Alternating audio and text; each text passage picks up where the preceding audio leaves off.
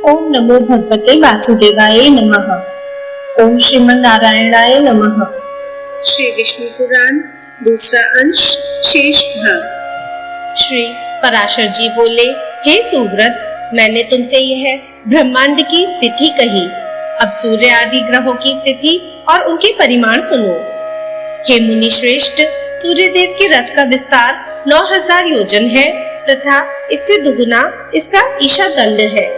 उसका धुरा 1.5 करोड़ 7 लाख योजन लंबा है, जिसमें उसका पहिया लगा हुआ है। उस पूर्वाहन, मध्याहन और अपराहन 3 नाभि पूर्ण वर्ष आदि 5 अर्रे और 6 ऋतु रूप 6 नेमी वाले अक्षय स्वरूप संवत्सरात्मक चक्र में संपूर्ण काल चक्र स्थित है। 7 छंद ही उसके घोड़े हैं, उनके नाम सुनो। गायत्री, बृहति, उष्णिक, जगति, त्रिष्टुप, अनुष्टुप और पंक्ति, ये छंद ही सूर्य के 7 घोड़े कहे गए हैं।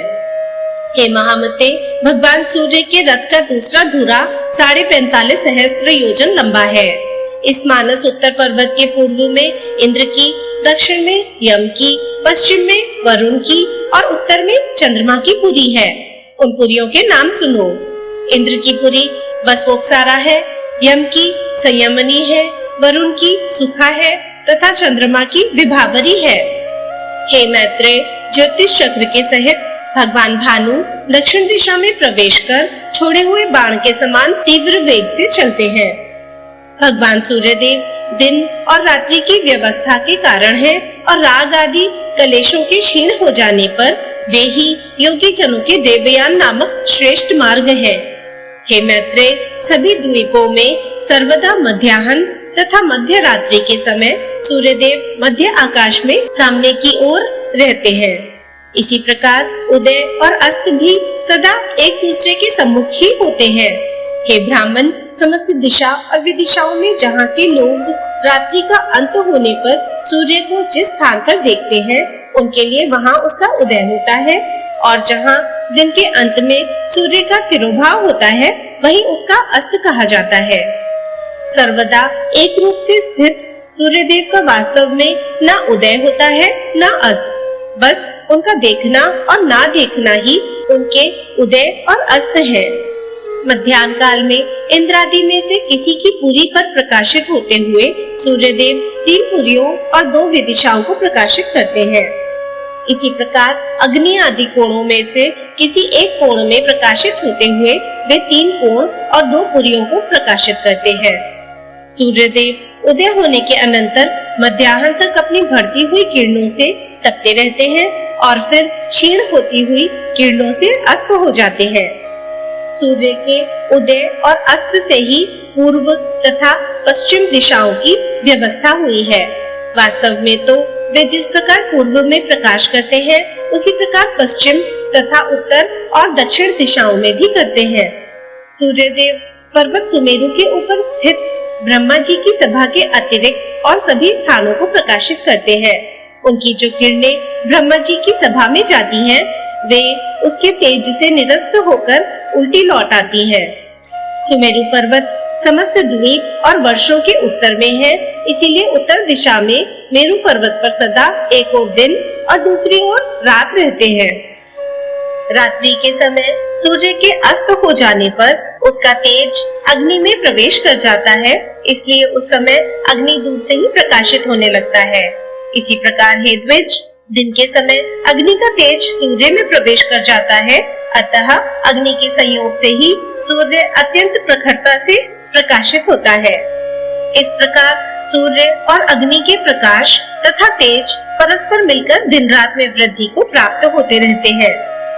मेरु के दक्षिणी और उत्तरी भूमध्य में सूर्य के प्रकाशित होते समय अंधकारमयी रात्रि और प्रकाशमय दिन क्रमशः जल में प्रवेश कर जाते हैं। दिन के समय रात्रि के प्रवेश करने से ही जल कुछ ताम्रवर्ण दिखाई देता है, किंतु सूर्य अस्त हो जाने पर उसमें दिन का प्रवेश हो जाता है, इसलिए दिन के प्रवेश के कारण ही रात्रि के समय वह शुक्ल वर्ण हो जाता है। इस प्रकार जब सूर्य पुष्कर द्वीप के मध्य में पहुंचकर पृथ्वी का तीसरा भाग पार कर लेता है, तो उसकी वह गति एक मुहूर्त की होती है। हे द्विज, कुम्हार के चाक के सिरे पर घूमते हुए जीव के समान भ्रमण करता हुआ यह सूर्य पृथ्वी के 30 भागों का अतिक्रमण करने पर एक दिन रात्रि करता है। हे द्विज, उत्तरायण के आरंभ में सूर्य सबसे पहले मकर राशि में जाता है। उसके पश्चात वह कुंभ और मीन राशियों में एक राशि से दूसरी राशि में जाता है। इन तीनों राशियों को भोग चुकने पर सूर्य रात्रि और दिन को समान करता हुआ वह भूमध्य रेखा के बीच में ही चलता है। उसके अनंतर नित्य प्रति रात्रि क्षीण होने लगती है और दिन बढ़ने लगता है। फिर मेष तथा वृष राशि का अतिक्रमण कर मिथुन राशि से निकलकर उत्तरायण की अंतिम सीमा पर उपस्थित हो वह कर्क राशि में पहुंचकर दक्षिणायन का आरंभ करता है। जिस प्रकार कुम्हार के चाक के सिरे पर स्थित जीव अति शीघ्रता से घूमता है, उसी प्रकार सूर्य भी दक्षिणायन को पार करने में अति शीघ्रता से चलता है। अतः वह अति शीघ्रता पूर्वक वायु वेग से चलते हुए अपने उत्कृष्ट मार्ग को थोड़े समय में ही पार कर लेता है। हे द्विज, दक्षिणायन में दिन के समय शीघ्रता पूर्वक चलने से उस समय के 13.5 नक्षत्रों को सूर्य 12 मुहूर्तों में पार कर लेता है, किंतु रात्रि के समय मंद गति से चलने के कारण उतने ही नक्षत्रों को 18 मुहूर्तों में पार करता है। कुलाल चक्र के मध्य में स्थित जीव जिस प्रकार धीरे धीरे चलता है, उसी प्रकार उत्तरायण के समय सूर्य मंद गति से चलता है। इसीलिए उस समय वह थोड़ी सी भूमि भी अति दीर्घकाल में पार करता है। अतः उत्तरायण का अंतिम दिन 18 मुहूर्त का होता है। उस दिन भी सूर्य अति मंद गति से चलता है और ज्योतिष चक्र के 13.5 नक्षत्रों को एक दिन में पार करता है, किंतु रात्रि के समय वह उतने ही नक्षत्रों को 12 मुहूर्तों में ही पार कर लेता है। अतः जिस प्रकार नाभि देश में चक्र के मंद मंद घूमने से वहाँ का मृत पिंड भी मंद गति से घूमता है, और उसी प्रकार ज्योतिष चक्र के मध्य में स्थित ध्रुव अति मंद गति से घूमता है। हे मैत्रेय, जिस प्रकार कुलाल चक्र की नाभि अपने स्थान पर ही घूमती रहती है, उसी प्रकार ध्रुव भी अपने स्थान पर ही घूमता रहता है। इस प्रकार उत्तर तथा दक्षिण सीमाओं के मध्य में मंडलाकार घूमते रहने से सूर्य की गति दिन अथवा रात्रि के समय मंद अथवा शीघ्र हो जाती है। जिस अयन में सूर्य की गति दिन के समय मंद होती है, उसमें रात्रि के समय शीघ्र होती है, तथा जिस समय रात्रि काल में शीघ्र होती है, उस समय दिन में मंद हो जाती है। हे द्विज, सूर्य को सदा एक बराबर मार्ग ही पार करना पड़ता है। एक दिन रात्रि में यह समस्त राशियों का भोग कर लेता है। सूर्य 6 राशियों को रात्रि के समय भोगता है और 6 को दिन के समय। राशियों के परिमाण अनुसार ही दिन का बढ़ना घटना होता है, तथा रात्रि की लघुता दीर्घता भी राशियों के परिमाण से ही होती है। राशियों के भोग अनुसार ही दिन अथवा रात्रि की लघुता अथवा दीर्घता होती है। उत्तरायण में सूर्य की गति रात्रि काल में शीघ्र होती है तथा दिन में मंद। दक्षिणायन में उसकी गति इसके विपरीत होती है। रात्रि उषा कहलाती है तथा दिन प्रभात कहा जाता है। इन उषा तथा प्रभात के बीच के समय को संध्या कहते हैं। इस अति दारुण और भयानक संध्या काल के उपस्थित होने पर मंदेहा नामक भयंकर राक्षस गण सूर्य को खाना चाहते हैं। हे मैत्रेय, उन राक्षसों को प्रजापति का यह श्राप है कि उनका शरीर अक्षय रहकर भी मरण नित्य प्रति हो। अतः संध्या काल में उनका सूर्य से अति भीषण युद्ध होता है। हे महामुने, उस समय द्विजोत्तम गण जो ब्रह्म स्वरूप ओंकार तथा गायत्री से अभिमंत्रित जल छोड़ते हैं, उस वज्र स्वरूप जल से वे दुष्ट राक्षस दग्ध हो जाते हैं। अग्निहोत्र में जो सूर्य ज्योति इत्यादि मंत्र से प्रथम आहुति दी जाती है, उससे दिन रात दीप्यमान हो जाते हैं। ओंकार विश्व, तेजस और प्राज्ञ रूप 3 धामों से युक्त भगवान विष्णु है तथा संपूर्ण वेदों का अधिपति है। उसके उच्चारण मात्र से ही वे राक्षस गण नष्ट हो जाते हैं। सूर्य विष्णु भगवान का अति श्रेष्ठ अंश और विकार रहित अंत्य ज्योतिर स्वरूप है। ओंकार उसका वाचक है और वह उसे उन राक्षसों के वध में अत्यंत प्रेरित करने वाला है। उस ओंकार की प्रेरणा से अति प्रदीप्त होकर वह ज्योति मंदेहा नामक संपूर्ण पापी राक्षसों को दग्ध कर देती है। इसलिए संध्योपासन कर्म का उल्लंघन कभी नहीं करना चाहिए। जो पुरुष संध्योपासन नहीं करता वह भगवान सूर्य का घात करता है। तदनंतर उन राक्षसों का वध करने के पश्चात भगवान सूर्य संसार के पालन में प्रवृत्त हो बालखिल्य आदि ब्राह्मणों से सुरक्षित होकर गमन करते हैं। 15 निमेष की एक काष्ठा होती है और 30 काष्ठा की एक कला गिनी जाती है। 30 कलाओं का एक मुहूर्त होता है और 30 मुहूर्तों के संपूर्ण दिन रात्रि होते हैं। दिनों का क्षय अथवा वृद्धि क्रमशः प्रातः काल, मध्याह्न काल आदि दिवस अंशों के क्षय और वृद्धि के कारण होते हैं, किंतु दिनों के घटते बढ़ते रहने पर भी संध्या सर्वदा समान भाव से एक मुहूर्त की ही होती है। उदय से लेकर सूर्य की 3 मुहूर्त की गति के काल को प्रातः काल कहते हैं। यह संपूर्ण दिन का 5वां भाग होता है। इस प्रातः काल के अनंतर 3 मुहूर्त का समय संगम कहलाता है तथा संगम काल के पश्चात 3 मुहूर्त का मध्याह्न होता है। मध्याह्न काल से पीछे का समय अपराह्न कहलाता है। इस काल भाग को भी बुद्धजन 3 मुहूर्त का ही बताते हैं। अपराह्न के बीतने पर सायाह्न आता है। इस प्रकार संपूर्ण दिन में 15 मुहूर्त और प्रत्येक दिवसांश में 3 मुहूर्त होते हैं। वैशुवत दिवस 15 मुहूर्त का होता है, किंतु उत्तरायण और दक्षिणायन में क्रमशः उसकी वृद्धि और क्षय होने लगते हैं। इस प्रकार उत्तरायण में दिन रात्रि का ग्रास कर लेता है और दक्षिणायन में रात्रि दिन का ग्रास करती रहती है। शरद और वसंत ऋतु के मध्य में सूर्य के तुला अथवा मेष राशि में जाने पर विषुव होता है। उस समय दिन और रात्रि समान होते हैं। सूर्य की कर्क राशि में उपस्थित होने पर दक्षिणायन कहा जाता है और उसके मकर राशि पर आने से उत्तरायण कहलाता है। हे ब्राह्मण, मैंने जो 30 मुहूर्त के एक रात्रि दिन कहे हैं, ऐसे 15 रात्रि दिवस का एक पक्ष कहा जाता है। 2 पक्ष का एक मास होता है, 2 सौर मास की एक ऋतु और 3 ऋतु का एक अयन होता है तथा 2 अयन ही मिलाकर एक वर्ष कहे जाते हैं। सौर, सावन, चांद्र तथा नक्षत्र इन 4 प्रकार के मासों के अनुसार विविध रूप से कल्पित संवत्सर आदि 5 प्रकार के वर्ष युग कहलाते हैं। यह युग ही मलमास आदि सब प्रकार के काल निर्णय का कारण कहा जाता है। उनमें पहला संवत्सर, दूसरा परिवत्सर, तीसरा इदुवत्सर, चौथा अनुवत्सर और 5वां वत्सर है। यह काल युग नाम से विख्यात है। श्वेत वर्ष के उत्तर में जो श्रृंगवान नाम से विख्यात पर्वत है, उसके 3 श्रृंग हैं, जिनके कारण वह श्रृंगवान कहा जाता है। उनमें से एक श्रृंग उत्तर में, एक दक्षिण में तथा एक मध्य में है। मध्य श्रृंग ही वैशुवत है। शरद और वसंत ऋतु के मध्य में सूर्य इस वैशुवत श्रृंग पर आते हैं। अतः हे मैत्रेय, मेष अथवा तुला राशि के आरंभ में तिमिरा पहाड़ी सूर्यदेव विषुवत पर स्थित होकर दिन और रात्रि को समान प्रमाण कर देते हैं। उस समय ये दोनों 15-15 मुहूर्त के होते हैं।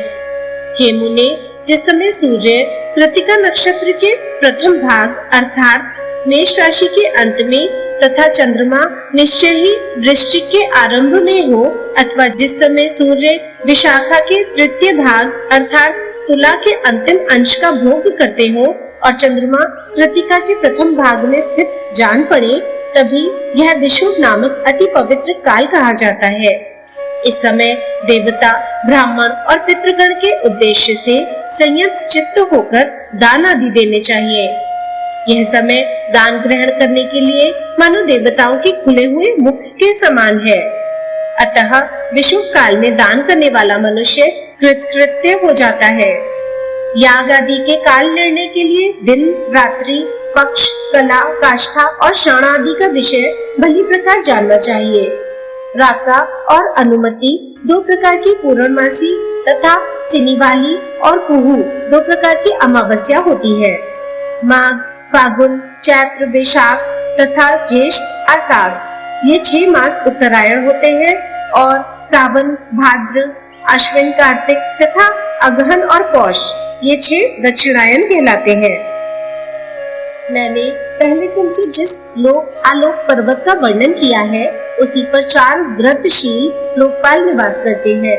केतविज, सुधामा, कर्दम के पुत्र शंखपाद और हिरण्यरोमा तथा केतुमान ये चारों निर्द्वंद, निरभिमान, निरालस्य और निष्परिग्रह लोकपालगण लोकालोक पर्वत के चारों दिशाओं में स्थित है।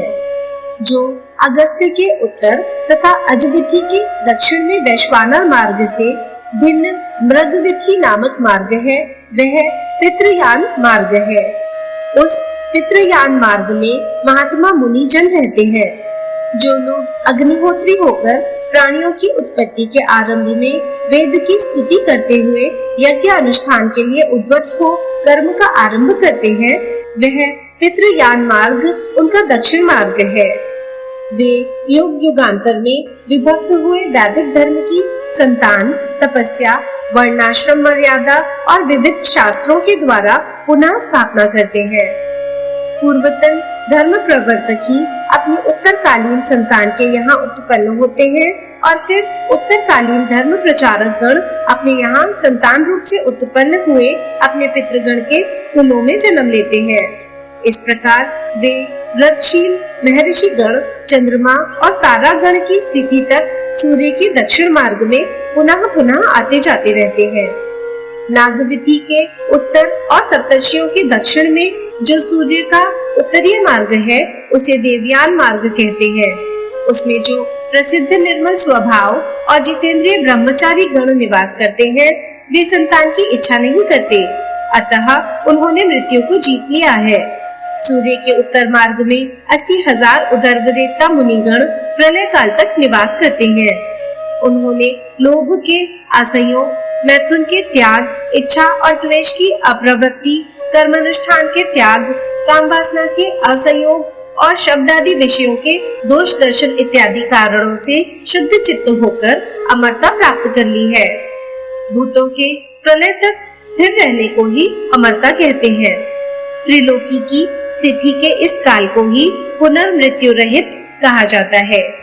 हे द्विज, ब्रह्म हत्या और अश्वमेध यज्ञ में जो पाप और पुण्य होते हैं उनका फल प्रलय तक कहा गया है। हे मैत्रेय, जितने प्रदेश में ध्रुव स्थित है, पृथ्वी से लेकर उस प्रदेश तक संपूर्ण देश प्रलय काल में नष्ट हो जाता है। सप्तर्षियों से उत्तर दिशा में ऊपर की ओर जहाँ ध्रुव स्थित है वह अति तेजोमय स्थान ही आकाश में विष्णु भगवान का तीसरा दिव्य धाम है। हे विप्र, पुण्य पाप के क्षीण हो जाने पर दोष पंख शून्य संयत आत्मा मुनिजनों का यही परम स्थान है। पाप पुण्य के निवृत्त हो जाने तथा देह प्राप्ति के संपूर्ण कारणों के नष्ट हो जाने पर प्राणीगण जिस स्थान पर जाकर फिर शोक नहीं करते वही विष्णु भगवान का परम पद है। जहाँ भगवान की समान ऐश्वर्यता से प्राप्त हुए योग द्वारा सतेज होकर धर्म और ध्रुव आदि लोग साक्षी गण निवास करते हैं, वही भगवान विष्णु का परम पद है। हे मैत्रेय, जिसमें यह भूत भविष्य और वर्तमान चराचर जगत ओतप्रोत हो रहा है वही भगवान विष्णु का परम पद है। जो तल्लीन योगी जनों को आकाश मंडल में देदीप्यमान सूर्य के समान सबके प्रकाशक रूप से प्रतीत होता है तथा जिसका विवेक ज्ञान से ही प्रत्यक्ष होता है वही भगवान विष्णु का परम पद है। हे द्विज, उस विष्णु पद में ही सबके आधारभूत परम तेजस्वी ध्रुव स्थित है तथा ध्रुव जी में समस्त नक्षत्र, नक्षत्रों में मेघ और मेघों में वृष्टि स्थित है। हे महामुने, उस वृष्टि से ही समस्त सृष्टि का पोषण और संपूर्ण देव मनुष्य आदि प्राणियों की पुष्टि होती है। तदनंतर गौ आदि प्राणियों से उत्पन्न दूध और घी आदि की आहुतियों से संतुष्ट अग्निदेव ही प्राणियों की स्थिति के लिए पुनः वृष्टि के कारण होते हैं। इस प्रकार विष्णु भगवान का यह निर्मल तृतीय लोक ध्रुव ही त्रिलोकी का आधारभूत और वृष्टि का आदि कारण है। हे ब्राह्मण, इस विष्णु पद से ही देवांगनाओं के अंगराग में पांडुरवर्ण हुई सी सर्व पापहारिणी श्री गंगा जी उत्पन्न हुई है। विष्णु भगवान के वाम चरण कमल के अंगूठे के नख रूप स्रोत से निकली हुई उन गंगा जी को ध्रुव दिन रात अपने मस्तक पर धारण करता है। तदनंतर जिनके जल में खड़े होकर प्राणायाम परायण सप्तर्षि गण उनकी तरंग भंगी से जटाकलाप के कंपायमान होते हुए पापनाशक मंत्र का जाप करते हैं तथा जिनके विस्तृत जल समूह से आप्लावित होकर चंद्रमंडल क्षय के अनंतर पुनः पहले से भी अधिक कांति धारण करता है, वे श्री गंगा जी चंद्रमंडल से निकलकर मेरु पर्वत के ऊपर गिरती हैं और संसार को पवित्र करने के लिए चारों दिशाओं में जाती हैं। चारों दिशाओं में जाने से वे एक ही सीता, अलकनंदा, चक्षु और भद्रा इन चार भेदों वाली हो जाती हैं। जिसके अलकनंदा नामक दक्षिणीय भेद को भगवान शंकर ने अत्यंत प्रीति पूर्वक 100 वर्ष से भी अधिक अपने मस्तक पर धारण किया था, जिसने श्री शंकर के जटाकलाप से निकलकर पापी सगर पुत्रों के अस्थि चूर्ण को आप्लावित कर उन्हें स्वर्ग में पहुंचा दिया। हे मैत्रेय, जिसके जल में स्नान करने से शीघ्र ही समस्त पाप नष्ट हो जाते हैं और अपूर्व पुण्य की प्राप्ति होती है, जिसके प्रवाह में पुत्रों द्वारा पितरों के लिए श्रद्धा पूर्वक किया हुआ एक दिन का भी तर्पण उन्हें 100 वर्ष तक दुर्लभ तृप्ति देता है। हे द्विज, जिसके तट पर राजाओं ने महायज्ञों से यज्ञेश्वर भगवान पुरुषोत्तम का यजन करके इस लोक और परलोक में परम सिद्धि लाभ की है, जिसके जल में स्नान करने से निष्पाप हुए यति जनों ने भगवान केशव में चित्त लगाकर अति उत्तम निर्वाण पद प्राप्त किया है, जो अपना श्रवण, इच्छा, दर्शन, स्पर्श, जलपान, स्नान तथा यशोगान करने से ही नित्य प्रति प्राणियों को पवित्र करती रहती है तथा जिसका गंगा गंगा ऐसा नाम 100 योजन की दूरी से भी उच्चारण किए जाने पर जीव के 3 जन्मों के संचित पापों को नष्ट कर देता है। त्रिलोकी को पवित्र करने में समर्थ वह गंगा जिससे उत्पन्न हुई है, वही भगवान का तीसरा परम पद है। श्री पराशर जी बोले, आकाश में भगवान विष्णु का जो गिरगिट के समान आकार वाला तारामय स्वरूप देखा जाता है, उसके पुच्छ भाग में ध्रुव अवस्थित है। यह ध्रुव स्वयं घूमता हुआ चंद्रमा और सूर्य आदि ग्रहों को घुमाता है। उस भ्रमणशील ध्रुव के साथ नक्षत्र गण भी चक्र के समान घूमते रहते हैं। सूर्य, चंद्रमा, तारे, नक्षत्र और अन्यान्य समस्त ग्रह गण वायुमंडलमयी डोरी से ध्रुव के साथ बंधे हुए हैं। मैंने तुमसे आकाश में ग्रहगण के जिस गिरगिट स्वरूप का वर्णन किया है, अनंत तेज के आश्रय स्वयं भगवान नारायण ही उसके हृदय में स्थित है। उत्थानपाद के पुत्र ध्रुव ने उन जगतपति की आराधना करके तारा में शिशुमार के उच्च स्थान में स्थिति प्राप्त की है। शिशुमार के आधार सर्वेश्वर श्री नारायण है। शिशुमार ध्रुव का आश्रय है और ध्रुव में सूर्यदेव स्थित है तथा हे विप्र, जिस प्रकार देव, असुर और मनुष्य आदि के सहित यह संपूर्ण जगत सूर्य के आश्रित है, वह तुम एकाग्र होकर सुनो। सूर्य 8 मास तक अपनी किरणों से 6 रसों से युक्त जल को ग्रहण करके उसे 4 महीनों में बरसा देता है। उससे अन्न की उत्पत्ति होती है और अन्न से ही संपूर्ण जगत पोषित होता है। सूर्य अपनी तीक्ष्ण रश्मियों से संसार का जल खींचकर उससे चंद्रमा का पोषण करता है और चंद्रमा आकाश में वायुमयी नाड़ियों के मार्ग से उसे धूम, अग्नि और वायु में मेघों में पहुंचा देता है। यह चंद्रमा द्वारा प्राप्त जल मेघों से तुरंत ही भ्रष्ट नहीं होता, इसलिए अभ्र कहलाता है। हे मैत्रेय, कालजनित संस्कार के प्राप्त होने पर यह अभ्रस्थ जल निर्मल होकर वायु की प्रेरणा से पृथ्वी पर बरसने लगता है। हे मुने, भगवान सूर्यदेव नदी, समुद्र, पृथ्वी और प्राणियों के उत्पन्न इन 4 प्रकार के जलों का आकर्षण करते हैं तथा आकाश गंगा के जल को ग्रहण करके वे उसे बिना मेघ आदि के अपनी किरणों से ही तुरंत पृथ्वी पर बरसा देते हैं।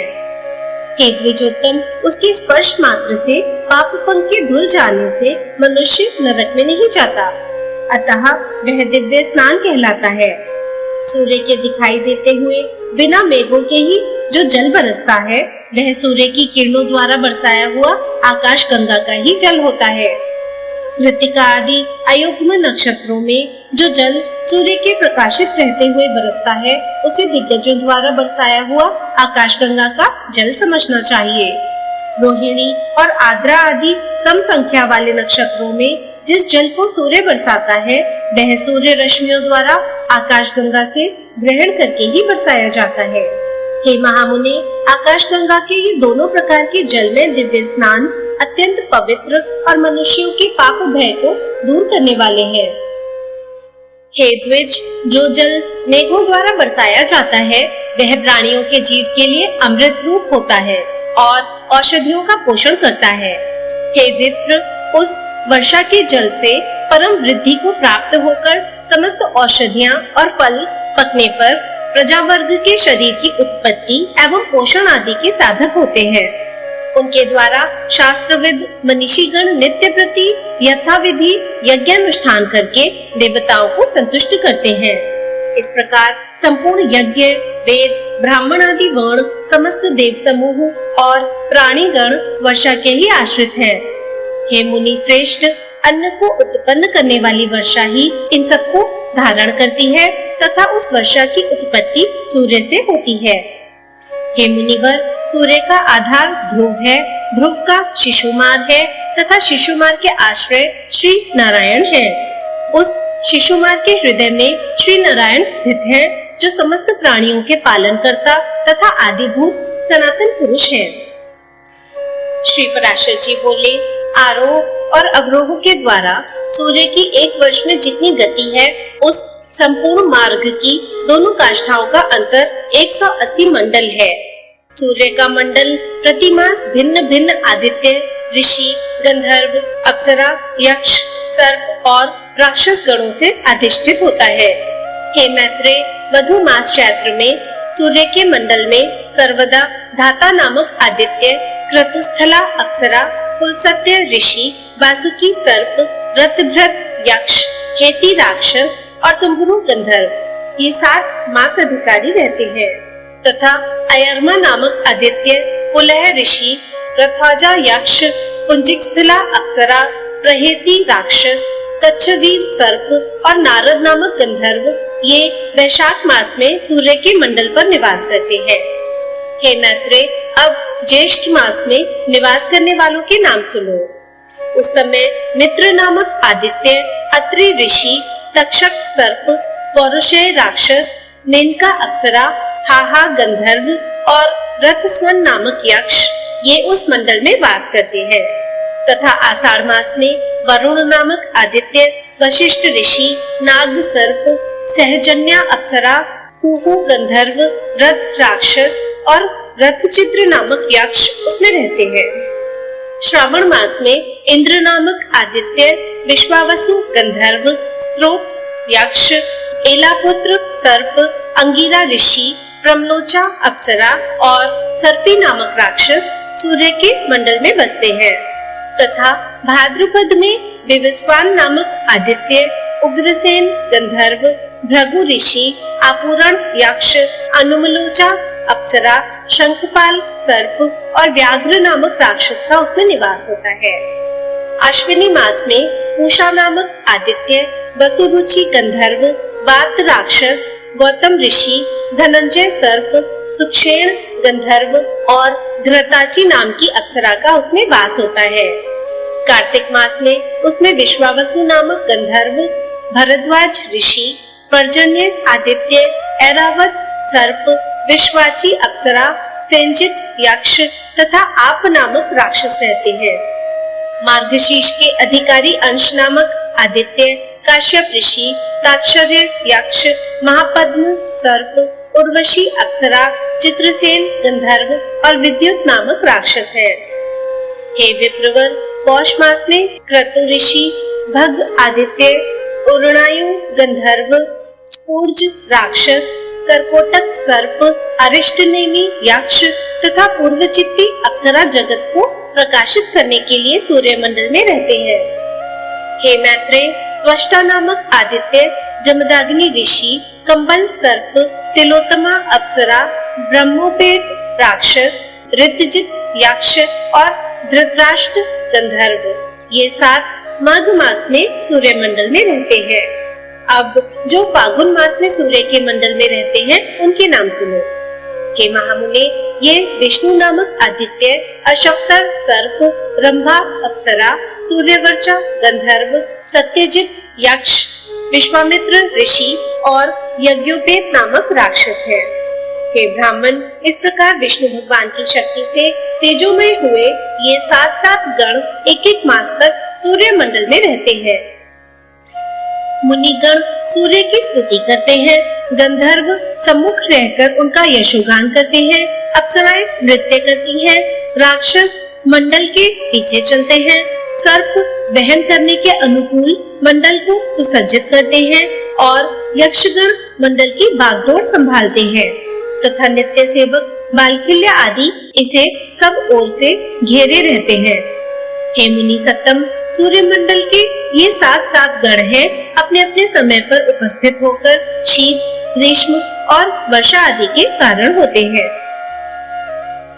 श्री मैत्रेय जी बोले, भगवान, आपने जो कहा कि सूर्य मंडल में स्थित 7 गण शीत, ग्रीष्म आदि के कारण होते हैं, सो मैंने सुना। हे गुरु, आपने सूर्य के मंडल में स्थित और विष्णु शक्ति से प्रभावित गंधर्व, सर्प, राक्षस, ऋषि, अप्सरा, बालखिल्य आदि तथा यक्षों के तो पृथक पृथक व्यापार बताए, किंतु हे महामुने, यह नहीं बताया कि सूर्य का कार्य क्या है। यदि 7 गण ही शीत, ग्रीष्म और वर्षा के करने वाले हैं, तो फिर सूर्य का क्या प्रयोजन है? और यह कैसे कहा जाता है कि वर्षा सूर्य से होती है? यदि 7 गणों का यह वर्षा आदि कार्य समान ही है, तो सूर्य उदय हुआ, अब मध्य में है, अब अस्त होता है, ऐसा लोग क्यों कहते हैं? श्री पराशर जी बोले, हे मैत्रेय, जो कुछ तुमने पूछा है उसका उत्तर सुनो। सूर्य 7 गणों में से ही एक है, तथापि उनमें प्रधान होने से उनकी विशेषता है। भगवान विष्णु की जो सर्वशक्तिमयी ऋग, यजु, साम नाम की पराशक्ति है, वह वेदत्रयी ही सूर्य को ताप प्रदान करती है और उपासना किए जाने पर संसार के समस्त पापों को नष्ट कर देती है। हे द्विज, जगत की स्थिति और पालन के लिए वे ऋग, यजु और साम रूप विष्णु सूर्य के भीतर निवास करते हैं। प्रत्येक मास में जो सूर्य होता है, उसी में वह वेदत्रयी रूपिणी विष्णु की पराशक्ति निवास करती है। पूर्वाहन में ऋग, मध्याह्न में यजु तथा सायंकाल में साम श्रुतियां सूर्य की स्तुति करती हैं। यह ऋग, यजु, साम स्वरूपिणी वेदत्रयी भगवान विष्णु का ही अंग है। यह विष्णु शक्ति सर्वदा आदित्य में रहती है। यह त्रयमयी वैष्णवी शक्ति केवल सूर्य की ही अधिष्ठात्री है, ऐसा नहीं है, बल्कि ब्रह्मा, विष्णु और महादेव भी त्रयमयी ही है। सर्ग के आदि में ब्रह्मा ऋग्मय है, उसकी स्थिति के समय विष्णु यजुर्मय है तथा अंतकाल में रुद्र साममय है। इसीलिए सामगान की ध्वनि अपवित्र मानी गई है। इस प्रकार वह त्रयमयी सात्विकी वैष्णवी शक्ति अपने सप्तगणों में स्थित आदित्य में ही अतिशय रूप से अवस्थित होती है। उससे अधिष्ठित सूर्य देव भी अपने प्रखर रश्मियों से अत्यंत प्रज्वलित होकर संसार के संपूर्ण अंधकार को नष्ट कर देते हैं। उन सूर्य देव की मुनिगण स्तुति करते हैं, गंधर्वगण उनके सम्मुख यशोगान करते हैं, अप्सराएं नृत्य करती हुई चलती हैं, राक्षस सूर्य मंडल के पीछे रहते हैं, सर्पगण सूर्य मंडल का साज सजाते हैं और यक्ष घोड़ों की बागडोर संभालते हैं तथा बालखिल्य आदि सूर्य मंडल को सब ओर से घेरे रहते हैं। त्रय शक्ति रूप भगवान विष्णु का न कभी उदय होता है और न अस्त, अर्थात वे स्थायी रूप से सदा विद्यमान रहते हैं। ये 7 प्रकार के गण तो उनसे पृथक हैं। स्तंभ में लगे हुए दर्पण के निकट जो कोई जाता है, उसी को अपनी छाया दिखाई देने लगती है। हे द्विज, इसी प्रकार यह वैष्णवी शक्ति सूर्य के मंडल से कभी चलायमान नहीं होती और प्रत्येक मास में पृथक पृथक सूर्य के परिवर्तित होकर उसमें स्थित होने पर वह उसकी अधिष्ठात्री होती है। हे द्विज, दिन और रात्रि के कारण स्वरूप भगवान सूर्य पितृगण, देवगण और मनुष्य आदि को सदा तृप्त करते घूमते रहते हैं।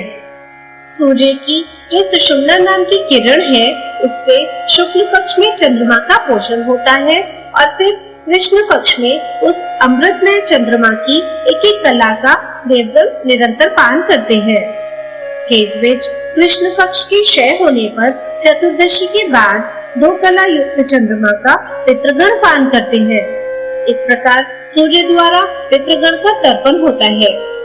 सूर्य अपनी किरणों से पृथ्वी से जितना जल खींचता है, उस सबको प्राणियों की पुष्टि और अन्न की वृद्धि के लिए बरसा देता है। उससे भगवान सूर्य समस्त प्राणियों को आनंदित कर देते हैं और इस प्रकार वे देव, मनुष्य और पितृगण आदि सभी का पोषण करते हैं।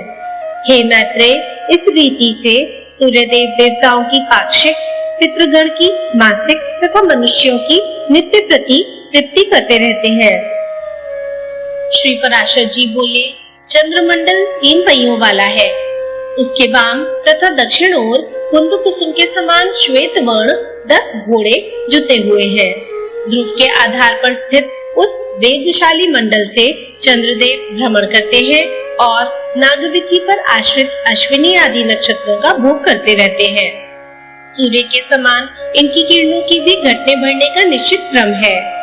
हे मुनि श्रेष्ठ, सूर्य के समान समुद्र गर्भ से उत्पन्न हुए उसके घोड़े भी एक बार जोत दिए जाने पर एक कल्प तक मंडल खींचते रहते हैं।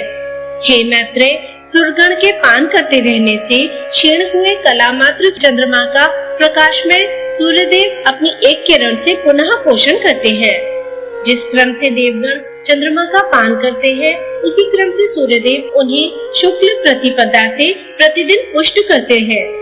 हे मैत्रेय, इस प्रकार आधे महीने में एकत्रित हुए चंद्रमा के अमृत को देवगण फिर पीने लगते हैं, क्योंकि देवताओं का आहार तो अमृत ही है। 33,3333 देवगण चंद्रस्थ अमृत का पान करते हैं। जिस समय 2 कला मात्र का रहा हुआ चंद्रमा सूर्य मंडल में प्रवेश करके उसकी अमा नामक किरण में रहता है, वह तिथि अमावस्या कहलाती है। उस दिन रात्रि में वह पहले तो जल में प्रवेश करता है, फिर वृक्ष लता आदि में निवास करता है और तदनंतर क्रम से सूर्य में चला जाता है। वृक्ष और लता आदि में चंद्रमा की स्थिति के समय अमावस्या को जो उन्हें काटता है अथवा उनका एक पत्ता भी तोड़ता है, उसे ब्रह्म हत्या का पाप लगता है। केवल 15वीं कला के बचे रहने पर उस क्षीण चंद्रमा को पितृगण मध्याह्न काल में चारों ओर से घेर लेते हैं। हे मुने, उस समय उस चंद्रमा की बची हुई अमृतमयी एक कला का वे पितृगण पान करते हैं। अमावस्या के दिन चंद्र रश्मि से निकले हुए उस सुधा अमृत का पान करके अत्यंत तृप्त हुए सौम्य, माहेश्वर और अग्निश्वेता 3 प्रकार के पितृगण 1 मास तक संतुष्ट रहते हैं। इस प्रकार चंद्रदेव शुक्ल पक्ष में देवताओं की और कृष्ण पक्ष में पितृगण की पुष्टि करते हैं तथा अमृत में शीतल जल कणों से लता वृक्ष आदि का और लता औषधि आदि उत्पन्न करके तथा अपनी चंद्रिका द्वारा प्रसन्न करके वे मनुष्य, पशु एवं कीट पतंग आदि सभी प्राणियों का पोषण करते हैं। चंद्रमा के पुत्र बुध का रथ वायु और अग्नि में द्रव्य का बना हुआ है और उसमें वायु के समान वेगशाली 8 घोड़े जुटे हुए हैं। वरुण, अनुकर्ष, उपासंग और पताका तथा पृथ्वी से उत्पन्न हुए घोड़ों के सहित शुक्र का रथ भी अति महान है तथा मंगल का अति शोभायमान स्वर्ण निर्मित महान रथ भी अग्नि से उत्पन्न हुए पद्मराग मणि के समान 8 घोड़ों से युक्त है। जो 8 घोड़ों से युक्त स्वर्ण का रथ है, उसमें वर्ष के अंत में प्रत्येक राशि में बृहस्पति जी विराजमान होते हैं। आकाश से उत्पन्न हुए विचित्र वर्ण घोड़ों से युक्त रथ में आरूढ़ होकर मंदगामी शनिश्चर जी धीरे धीरे चलते हैं। राहु का रथ मटियाले वर्ण का है, उसमें भ्रमर के समान कृष्ण वर्ण 8 घोड़े जुटे हुए हैं। हे मैत्रेय, एक बार जोत दिए जाने पर वे घोड़े निरंतर चलते रहते हैं। पूर्णिमा पर यह राहु सूर्य से निकलकर चंद्रमा के पास आता है तथा अमावस्या पर यह चंद्रमा से निकलकर सूर्य के निकट जाता है। इसी प्रकार केतु के रथ के वायु वेगशाली 8 घोड़े भी पीली आभा वाले तथा लाख के समान लाल रंग के हैं। हे महाभाग, मैंने तुमसे यह नवग्रहों के रथों का वर्णन किया। ये सभी वायुमयी डोरी से ध्रुव के साथ बंधे हुए हैं। हे मैत्रेय, समस्त ग्रह, नक्षत्र और तारामंडल वायुमयी डोरी से ध्रुव के साथ बंधे हुए यथोचित प्रकार से घूमते रहते हैं। जितने तारागण हैं, उतनी ही वायुमयी डोरियां हैं। उनसे बंधकर वे सब स्वयं घूमते तथा ध्रुव को घुमाते रहते हैं। जिस प्रकार तेली लोग स्वयं घूमते हुए कोलू को भी घुमाते रहते हैं, उसी प्रकार समस्त ग्रहगण वायु से बंधकर घूमते रहते हैं। क्योंकि इस वायु चक्र से प्रेरित होकर समस्त ग्रहगण अलात चक्र के समान घूमा करते हैं, इसलिए यह प्रवाह कहलाता है। जिस शिशुमार चक्र का पहले वर्णन कर चुके हैं तथा जहाँ ध्रुव स्थित है, हे मुनि श्रेष्ठ, अब तुम उसकी स्थिति का वर्णन सुनो। रात्रि के समय उनका दर्शन करने से मनुष्य दिन में जो कुछ पाप कर्म करता है उनसे मुक्त हो जाता है तथा आकाश मंडल में जितने तारे इसके आश्रित हैं, उतने ही अधिक वर्ष वह जीवित रहता है। उत्थानपाद उसकी ऊपर की थोड़ी है और यज्ञ नीचे की तथा धर्म ने उसके मस्तक पर अधिकार कर रखा है। उसके हृदय देश में नारायण है, दोनों चरणों में अश्विनी कुमार है तथा जंघाओं में वरुण और अयरमा है। संवत्सर उसका शिशन है, मित्र ने उसके अपान देश को आश्रित कर रखा है तथा अग्नि, महेंद्र, कश्यप और ध्रुव उच्च भाग में स्थित है। शिशुमार के उच्च भाग में स्थित ये अग्नि आदि 4 तारे कभी अस्त नहीं होते। इस प्रकार मैंने तुमसे पृथ्वी, ग्रहगण, द्वीप, समुद्र, पर्वत, वर्ष और नदियों का तथा जो उनमें बसते हैं उन सभी के स्वरूप का वर्णन कर दिया। अब इसे संक्षेप में फिर सुनो। हे विप्र, भगवान विष्णु का जो मूर्त रूप जल है, उससे पर्वत और समुद्र आदि के सहित कमल के समान आकार वाली पृथ्वी उत्पन्न हुई। हे विप्रवर, तारागण, त्रिभुवन, वन, पर्वत, दिशाएं, नदियां और समुद्र सभी भगवान विष्णु ही हैं तथा और भी जो कुछ है अथवा नहीं है, वह सब भी एकमात्र वे ही हैं। क्योंकि भगवान विष्णु ज्ञान स्वरूप है, इसलिए वे सर्वमय हैं। अतः इन पर्वत, समुद्र और पृथ्वी आदि भेदों को तुम एकमात्र विज्ञान का ही विलास जानो। जिस समय जीव आत्मज्ञान के द्वारा दोष रहित होकर संपूर्ण कर्मों का क्षय हो जाने से अपने शुद्ध स्वरूप में स्थित हो जाता है, उस समय आत्मा में संकल्प वृक्ष के फल रूप पदार्थ भेदों की प्रतीति नहीं होती। हे द्विज, कोई भी घट आदि वस्तु है ही कहाँ। आदि, मध्य और अंत से रहित नित्य एक रूप चित्त ही तो सर्वत्र व्याप्त है। जो वस्तु पुनः पुनः बदलती रहती है, पूर्ववत नहीं रहती, उसमें वास्तविकता ही क्या है। देखो, मिट्टी की घट रूप हो जाती है और फिर वही घट से कपाल, कपाल से चूर्ण रज और रज से अणु रूप हो जाती है। तो फिर बताओ, अपने कर्मों के वशीभूत हुए मनुष्य आत्म स्वरूप को भूलकर इनमें कौन सी सत्य वस्तु देखता है। अतः हे द्विज, विज्ञान से अतिरिक्त कभी कहीं कोई पदार्थ आदि नहीं है। अपने अपने कर्मों के भेद से भिन्न भिन्न चित्तों द्वारा एक ही विज्ञान नाना प्रकार से मान लिया गया है। वह विज्ञान अति विशुद्ध, निर्मल, निशोक और लोभ आदि समस्त दोषों से रहित है। वही एक सत्स्वरूप परम परमेश्वर वासुदेव है, जिससे पृथक और कोई पदार्थ नहीं है। इस प्रकार मैंने तुमसे यह परमार्थ का वर्णन किया है। केवल एक ज्ञान ही सत्य है, उससे भिन्न और सब असत्य है। इसके अतिरिक्त जो केवल व्यवहार मात्र है, उस त्रिभुवन के विषय में भी मैं तुमसे कह चुका।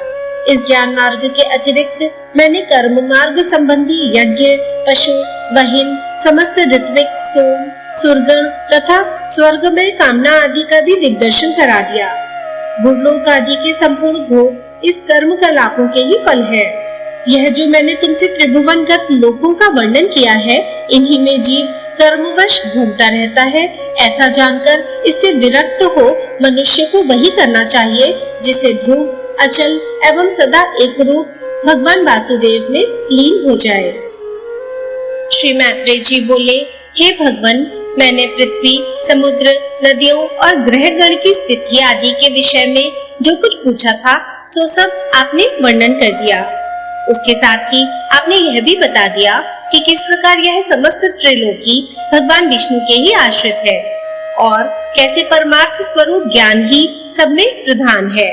किंतु भगवान, आपने पहले जिसकी चर्चा की थी वह राजा भरत का चरित्र मैं सुनना चाहता हूँ, कृपा करके कहिए। कहते हैं वे राजा भरत निरंतर योग युक्त होकर भगवान वासुदेव में चित्त लगाए शालग्राम क्षेत्र में रहा करते हैं। इस प्रकार पुण्य देश के प्रभाव और हरि चिंतन से भी उनकी मुक्ति क्यों नहीं हुई, जिससे उन्हें फिर ब्राह्मण का जन्म लेना पड़ा। हे मुनि श्रेष्ठ, ब्राह्मण होकर भी उन महात्मा भरत जी ने फिर जो कुछ किया वह सब आप कृपा करके मुझसे कहिए। श्री पराशर जी बोले, हे मैत्रेय, वे महाभाग पृथ्वीपति भरत जी भगवान में चित्त लगाए चिरकाल तक शालग्राम क्षेत्र में रहे। गुणवानों में श्रेष्ठ उन भरत जी ने अहिंसा आदि संपूर्ण गुण और मन के संयम में परम उत्कर्ष लाभ किया। हे यज्ञेश, हे अच्युत, हे गोविंद, हे माधव, हे अनंत, हे केशव, हे कृष्ण, हे विष्णु, हे ऋषिकेश, हे वासुदेव, आपको नमस्कार है। इस प्रकार राजा भरत निरंतर केवल भगवान के नामों का ही उच्चारण किया करते थे। हे मैत्रेय, वे स्वप्न में भी इस पद के अतिरिक्त और कुछ नहीं कहते थे और न कभी इसके अर्थ के अतिरिक्त और कुछ चिंतन ही करते थे। वे निस्संग, योग युक्त और तपस्वी राजा भगवान की पूजा के लिए केवल समिधा, पुष्प और कुशाक का ही संचय करते थे। इसके अतिरिक्त और वे कोई कर्म नहीं करते थे। एक दिन वे स्नान के लिए नदी पर गए और वहां स्नान के बाद उन्होंने स्नानोत्तर क्रियाएं की। हे ब्राह्मण, इतने में ही उस नदी तीर पर एक शीघ्र ही बच्चा जनने वाली प्यासी हिरन वन में से जल पीने के लिए वहां आई। उस समय जब वे प्रायः जल पी चुकी थी, वहां सब प्राणियों को भयभीत कर देने वाले सिंह की गंभीर गर्जना सुनाई पड़ी। तब वह अत्यंत भयभीत हो अकस्मात उछलकर नदी के तट पर चढ़ गई। अतः अत्यंत उच्च स्थान पर चढ़ने के कारण उसका गर्भ गिर गया। नदी की तरंगमालाओं में पड़कर बहते हुए उस गर्भभ्रष्ट मृग बालक को राजा भरत ने पकड़ लिया। हे मैत्रेय, गर्भपात के दोष से तथा बहुत ऊंचे उछलने के कारण वह हिरन भी पछाड़ खाकर गिर पड़ी और मर गई। उस हिरन को मरी हुई देख तपस्वी भरत उसके बच्चे को अपने आश्रम पर ले आए। हे मुने, फिर राजा भरत उस मृग बालक का पालन पोषण करने लगे और वह भी उनसे पोषित होकर दिन दिन बढ़ने लगा। वह बच्चा कभी तो उस आश्रम के आसपास ही घास चरता रहता और कभी वन में दूर तक जाकर फिर सिंह के भय से लौट आता। प्रातःकाल वह कभी बहुत दूर भी चला जाता तो भी सायंकाल को फिर आश्रम में ही लौट आता और भरत जी के आश्रम की पर्णशाला के आंगन में पड़ा रहता। हे द्विज, इस प्रकार कभी पास और कभी दूर रहने वाले उस मृग में ही राजा का चित्त सर्वदा आसक्त रहने लगा। वह अन्य विषयों की ओर जाता ही नहीं था।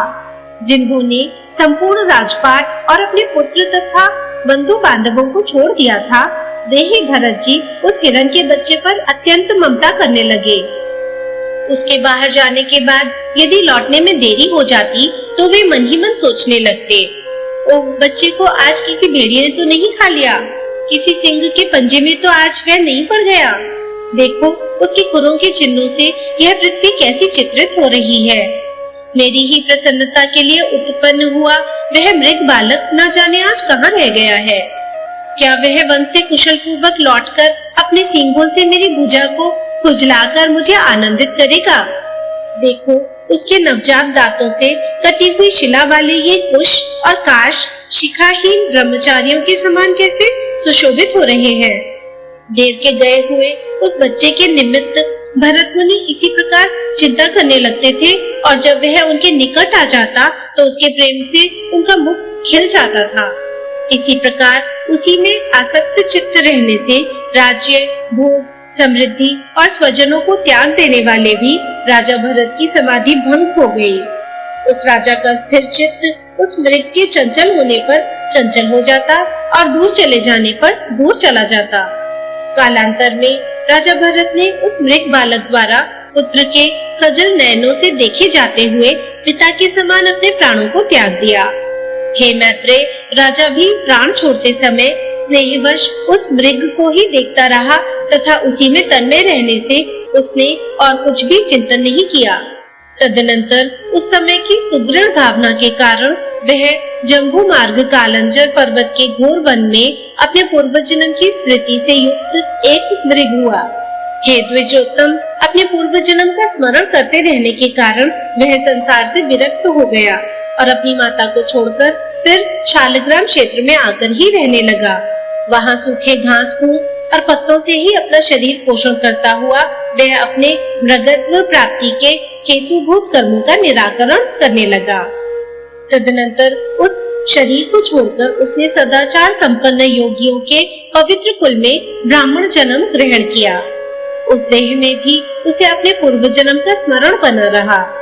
हे मैत्रेय, वह सर्व विज्ञान संपन्न और समस्त शास्त्रों के मर्म को जानने वाला था तथा अपने आत्मा को निरंतर प्रकृति से परे देखता था।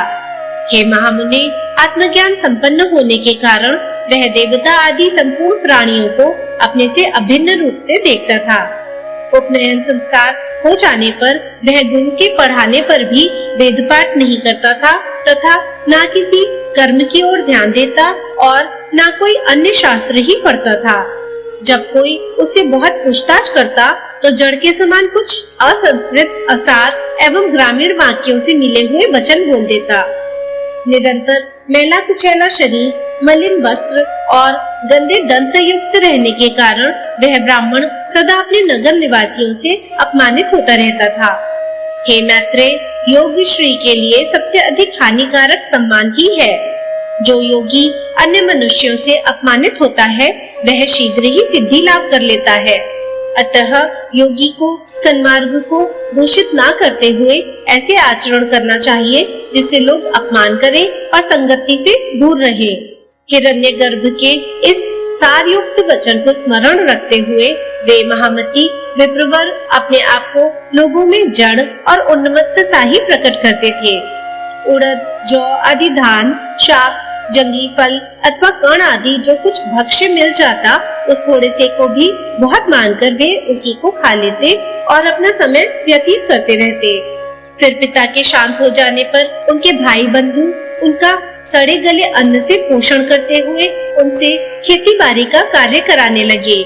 वे बैल के समान पुष्ट शरीर वाले और कर्म में जड़वत निश्चेष्ट थे, अतः केवल आहार मात्र से ही वे सब लोगों के यंत्र बन जाते थे। अर्थात सभी लोग उन्हें आहार मात्र देकर अपना अपना काम निकाल लिया करते थे। उन्हें इस प्रकार संस्कार शून्य और ब्राह्मण वेश के विरुद्ध आचरण वाला देखकर रात्रि के समय कृषक राज के सेवकों ने बलि की विधि से सुसज्जित करके उन्हें कालिका बलि पशु बनाया। किंतु इस प्रकार एक परम योगीश्वर को बलि के लिए उपस्थित देख महाकाली ने एक तीक्ष्ण खड़ग ले उस क्रूर कर्मराज सेवक का गला काट डाला और अपने पार्षदों सहित उसका तीखा रक्तपान किया। तदनंतर एक दिन महात्मा सौवीर राज कहीं जा रहे थे। उस समय उनके बेगारियों ने समझा कि यह बेगार के ही योग्य है। राजा के सेवकों ने भी भस्म में छुपे हुए अग्नि के समान उन महात्मा का रंग ढंग देखकर उन्हें बेगार के योग्य समझा। हे द्विज, उन सौवीर राज ने मोक्ष धर्म के ज्ञाता महामुनि कपिल से यह पूछने के लिए कि इस दुखमय संसार में मनुष्यों का श्रेय किसमें है, शिबिका पर चढ़कर इक्षुमती नदी के किनारे उन महर्षि के आश्रम पर जाने का विचार किया। तब राज्य सेवक के कहने से भरत मुनि भी उसकी पालकी को अन्य बेगारियों के बीच में लगकर वहन करने लगे। इस प्रकार बेगार में पकड़े जाकर अपने पूर्व जन्म का स्मरण रखने वाले संपूर्ण विज्ञान के एकमात्र पात्र वे विप्रवर अपने पापमय प्रारब्ध का क्षय करने के लिए उस शिबिका को उठाकर चलने लगे। वे बुद्धिमानों में श्रेष्ठ द्विजवर तो 4 हाथ भूमि देखते हुए मंद गति से चलते थे, किंतु उनके अन्य साथी जल्दी जल्दी चल रहे थे। इस प्रकार शिबिका की विषम गति देखकर राजा ने कहा, अरे शिबिका वाहकों, यह क्या करते हो? समान गति से चलो। किंतु फिर भी उसकी गति उसी प्रकार विषम देखकर राजा ने फिर कहा, अरे क्या है, इस प्रकार असमान भाव से क्यों चलते हो? राजा के बार बार ऐसे वचन सुनकर वे शिबिका वाहक भरत जी को दिखाकर कहने लगे, हम में से एक यही धीरे धीरे चलता है। राजा ने कहा, अरे तूने तो अभी मेरी शिबिका को थोड़ी ही दूर वहन किया है, क्या इतने में ही थक गया? तू वैसे तो बहुत मोटा मुष्टंडा दिखाई देता है, फिर क्या तुझसे इतना भी श्रम नहीं सहा जाता? ब्राह्मण बोले, राजन, मैं ना मोटा हूँ और ना मैंने आपकी शिबिका ही उठा रखी है। मैं थका भी नहीं हूँ और ना मुझे श्रम सहन करने की ही आवश्यकता है। राजा बोले, अरे तू तो प्रत्यक्ष ही मोटा दिखाई दे रहा है। इस समय भी शिबिका तेरे कंधे पर रखी हुई है और बोझा ढोने से देहधारियों को श्रम होता ही है। ब्राह्मण बोले, राजन, तुम्हें प्रत्यक्ष क्या दिखाई दे रहा है? मुझे पहले यही बताओ। उसके बलवान अथवा अबलवान आदि विशेषणों की बात तो पीछे करना। तूने मेरी शिबिका का वहन किया है, इस समय भी वह तेरे ही कंधे पर रखी हुई है। तुम्हारा ऐसा कहना सर्वथा मिथ्या है। अच्छा, मेरी बात सुनो। देखो, पृथ्वी पर तो मेरे पैर रखे हैं, पैरों के ऊपर जंघाएं हैं और जंघाओं के ऊपर दोनों उरु तथा उरुओं के ऊपर उदर है। उदर के ऊपर वक्षस्थल, बाहु और कंधों की स्थिति है तथा कंधों के ऊपर यह शिबिका रखी है। इसमें मेरे ऊपर कैसे बोझा रहा? इस शिबिका में जिसे तुम्हारा कहा जाता है वह शरीर रखा है। वास्तव में तो तुम वहाँ शिबिका में हो और मैं यहाँ पृथ्वी पर हूँ। ऐसा कहना सर्वथा मिथ्या है। हे राजन, मैं, तुम और अन्य भी समस्त जीव पंचभूतों से ही वहन किए जाते हैं तथा यह भूत वर्ग भी गुणों के प्रवाह में पड़कर ही बहा जा रहा है। हे पृथ्वीपते, ये सत्व आदि गुण भी कर्मों के वशीभूत है और समस्त जीवों में कर्म अविद्याजन्य ही है। आत्मा तो शुद्ध, अक्षर, शांत, निर्गुण और प्रकृति से परे है तथा समस्त जीवों में वह एक ही ओतप्रोत है, अतः उसकी वृद्धि अथवा क्षय कभी नहीं होते। हे राजा, जब उसकी वृद्धि और क्षय ही नहीं होते तो तुमने यह बात किस युक्ति से कही कि तू मोटा है? यदि क्रमशः पृथ्वी, पाद, जंघा, कटी, उरु और उदर पर स्थित कंधों पर रखी हुई यह शिबिका मेरे लिए भार रूप हो सकती है, तो उसी प्रकार तुम्हारे लिए भी तो हो सकती है, क्योंकि ये पृथ्वी आदि तो जैसे तुमसे पृथक है, वैसे ही मुझ आत्मा से भी सर्वथा भिन्न है तथा इस युक्ति से तो अन्य समस्त जीवों ने भी केवल शिबिका ही नहीं बल्कि संपूर्ण पर्वत, वृक्ष, ग्रह और पृथ्वी आदि का भार उठा रखा है। हे राजन, जब प्रकृति जन्य कारणों से पुरुष सर्वथा भिन्न है तो उसका परिश्रम भी मुझको कैसे हो सकता है? और जिस द्रव्य से यह शिबिका बनी हुई है उसी से यह आपका, मेरा अथवा और सबका शरीर भी बना है, जिसमें कि ममत्व का आरोप किया हुआ है। श्री पराशर जी बोले, ऐसा कह वे द्विजवर शिबिका को धारण किए हुए ही मौन हो गए और राजा ने भी तुरंत पृथ्वी पर उतरकर उनके चरण पकड़ लिए। शिबिका को छोड़कर आप मेरे ऊपर कृपा कीजिए। प्रभु, कृपया बताइए, इस जड़ वेश को धारण किए आप कौन हैं? हे विद्वान, आप कौन हैं? किस निमित्त से यहाँ आपका आना हुआ तथा आने का क्या कारण है? यह सब आप मुझसे कहिए, मुझे आपके विषय में सुनने की बड़ी लालसा हो रही है। ब्राह्मण बोले, हे राजन, सुनो, मैं अमुक हूँ, यह बात कही नहीं जा सकती और तुमने जो मेरे यहाँ आने का कारण पूछा सो आना जाना आदि सभी क्रियाएं कर्मफल के उपभोग के लिए ही हुआ करती हैं। सुख दुख का भोग ही देह आदि की प्राप्ति कराने वाला है तथा धर्म अधर्म जन्य सुख दुखों को भोगने के लिए ही जीव देह आदि धारण करता है। हे भूपाल, समस्त जीवों की संपूर्ण अवस्थाओं के कारण ये धर्म और अधर्म ही है। फिर विशेष रूप से मेरे आगमन का कारण तुम क्यों पूछते हो? राजा बोला, अवश्य ही समस्त कार्यों में धर्म और अधर्म ही कारण है और कर्मफल के उपभोग के लिए ही एक देह से दूसरे देह में जाना होता है। किंतु आपने जो कहा कि मैं कौन हूँ यह नहीं बताया जा सकता, इसी बात को सुनने की मुझे इच्छा हो रही है। हे ब्राह्मण, जो है अर्थात जो आत्मा कर्ता भोक्ता रूप से प्रतीत होता हुआ सदा सत्ता रूप से वर्तमान है, वही मैं हूँ। ऐसा क्यों नहीं कहा जा सकता? हे द्विज, यह अहम शब्द तो आत्मा में किसी प्रकार के दोष का कारण नहीं होता। ब्राह्मण बोले, हे राजन, तुमने जो कहा कि अहम शब्द से आत्मा पर कोई दोष नहीं आता, सो ठीक ही है, किंतु अनात्मा में ही आत्म तत्व का ज्ञान कराने वाला भ्रांति मूलक अहम शब्द ही दोष का कारण है। हे राजा, अहम शब्द का उच्चारण जिह्वा, दांत, होठ और तालू से ही होता है, किंतु ये सब उस शब्द के उच्चारण के कारण है। अहम मैं नहीं तो क्या जिह्वा आदि के कारणों के द्वारा यह वाणी ही स्वयं अपने को अहम कहती है? नहीं। अतः ऐसी स्थिति में तू मोटा है ऐसा कहना भी उचित नहीं है।